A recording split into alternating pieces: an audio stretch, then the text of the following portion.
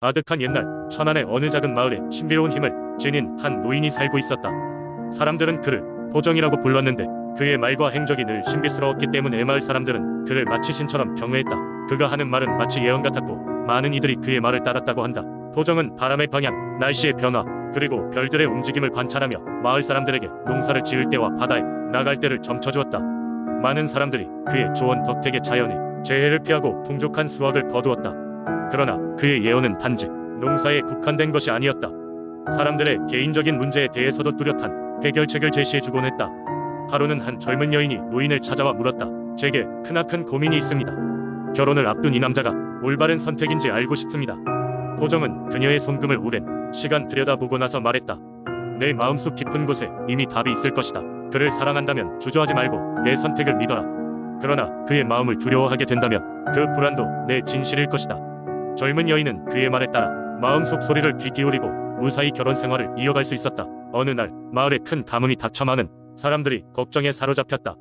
농작물은 메마른 땅 위에서 그 빛을 잃어가고 있었고 우물은 점점 바닥을 드러내고 있었다. 마을 사람들은 모두 도정을 찾아가 가뭄을 끝낼 방법을 물었다. 그는 잠시 고민하다가 말했다.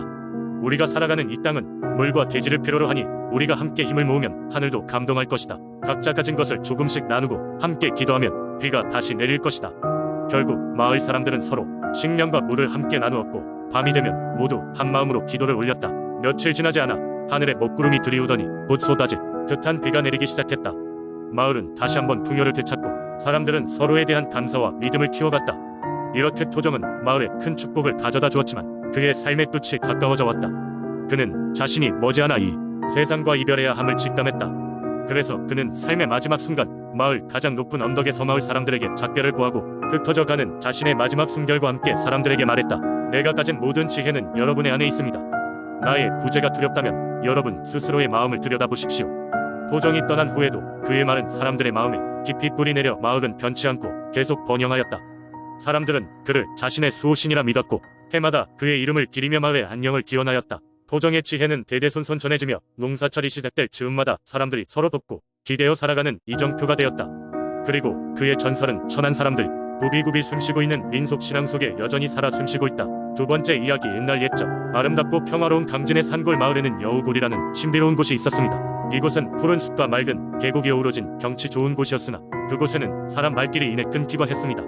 마을 사람들은 그저 여우굴을 훔쳐가는 길에 있는 작은 골짜기로 여겼지만 실제로는 아무도 그곳의 깊은 비밀을 깨닫지 못하고 있었죠. 마을의 할머니들은 여우굴에 관한 옛 이야기를 자주 들려주셨습니다. 옛날 한여름밤에 용맹스러운 사냥꾼이었다는 남성이 숲속 깊이 들어갔습니다. 그 남성은 마을 최고의 궁수라고 불리며 그 누구보다도 사냥감의 행동을 예측하는 재능이 뛰어났습니다. 하지만 이날 밤 그는 그저 일상처럼 숲길을 걷던 중 불현듯 오싹한 느낌에 사로잡히게 됩니다.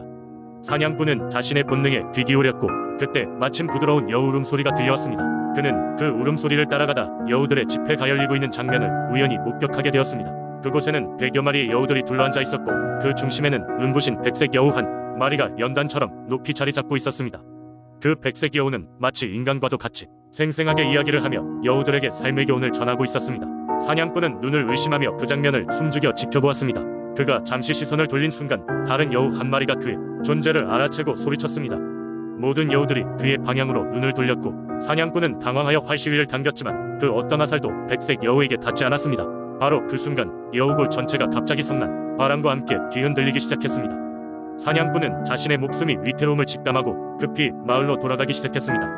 마을에 돌아온 그는 빨리 여우굴에 관해 이야기했지만 사람들은 그저 환상일 것이라고 넘겨버렸습니다. 하지만 그 후로 여우굴에 관한 다양한 미스터리한 일들이 일어나기 시작했습니다. 나타났다 사라지는 이상한 발자국, 갑자기 사라지는 가축들, 그리고 꿈속에서 나타나는 백색 여우의 형상들. 마을 사람들은 여우굴의 여우들과 잘못된 관계를 맺어선 안 된다는 옛말을 다시금 떠올렸습니다. 그들은 여우에게 경의를 표하는 마음으로 매년 여름 그 골짜기 근처에서 평화로운 축제를 열기로 결정했습니다. 이 축제에서는 사람들은 여우를 만난 사냥꾼 이야기를 서로 나누고 여우들이 주거하지 않는 골짜기 근처에서는 항상 조심스러운 태도로 자연을 존중하며 살아가기로 맹세했습니다. 오늘날에도 강진의 여우굴은 여전히 신비로운 장소로 남아있으며 전통적인 가르침을 소중히 여기는 사람들에 의해 보호되고 있습니다. 그리고 여우에 관한 이야기는 강진의 주민들 사이에서 입에서 입으로 전해지며 여전히 사람들의 상상력을 자극하는 신비한 이야기로 남아있습니다. 세 번째 이야기. 아득한 옛날 경기도 갑평의 깊은 산속에는 베네골이라 불리는 마을이 있었다. 이곳은 호랑이 마을이라 불릴 정도로 호랑이의 출몰이 잦았고 마을 사람들은 이를 두려워하며 살고 있었다. 하지만 마을 사람들은 호랑이보다 더 무서운 존재로 갑평의 산신령을 꼽았는데 이는 눈에는 보이지 않지만 늘 그 존재감을 느낄 수 있는 신비로운 존재였다. 그 산신령은 갑평의 모든 생명의 수호자였고 특히 호랑이와 깊은 연관이 있었다. 마을에서는 가을 추수가 끝나면 신령에게 작은 제사를 올렸다. 재래식은 수백 년 동안 이어졌고 마을 사람들은 그 덕분에 큰 재난 없이 평화로운 삶을 유지해왔다. 어느 날 한 젊은 수렵군이 마을에 나타났다. 그의 이름은 성환이었고 그는 부유한 상인으로서의 꿈을 이루기 위해 전국을 떠돌며 산짐승들을 사냥하는 자였다. 성환은 갑평의 호랑이를 노리고 있었고 마을 사람들의 경고에도 불구하고 산속으로 들어갔다. 그의 날렵한 사냥 기술과 깊은 자신감으로 인해 쉽게 호랑이를 놓치지 않을 것이라 믿었다. 하지만 성환이 숲속 깊은 곳으로 들어가게 되면서 이상한 일이 벌어졌다. 그는 갑작스럽게 방향을 잃고 어둡고 끝이 없는 나무들 사이에 서미로에 갇힌 듯한 기분이 들었다. 산속의 시간은 흐름이 달라 보였고 밤이 되어서야 그는 호랑이 눈빛을 느낄 수 있었다. 그때 갑자기 주변이 환하게 밝아지며 산신령의 음성이 들리기 시작했다. 이곳은 호랑이의 땅이자 나의 정원이지 왜 그리 욕심을 부려 나의 거처를 어지럽히느냐. 성환은 놀라 뒤로 물러섰다. 그때 호랑이가 한 걸음씩 성환에게 다가와 코끝에서 깊은 한숨을 내쉬었다. 성환은 두려움에 떨면서도 산신령의 말을 부정할 수 없다는 것을 알았다. 공기가 가벼워지자 그는 떨리는 손으로 자신의 팔찌를 풀어 호랑이 앞에 내밀었다. 틀린 길을 걸었습니다. 저는 물질에만 눈이 멀었나 봅니다.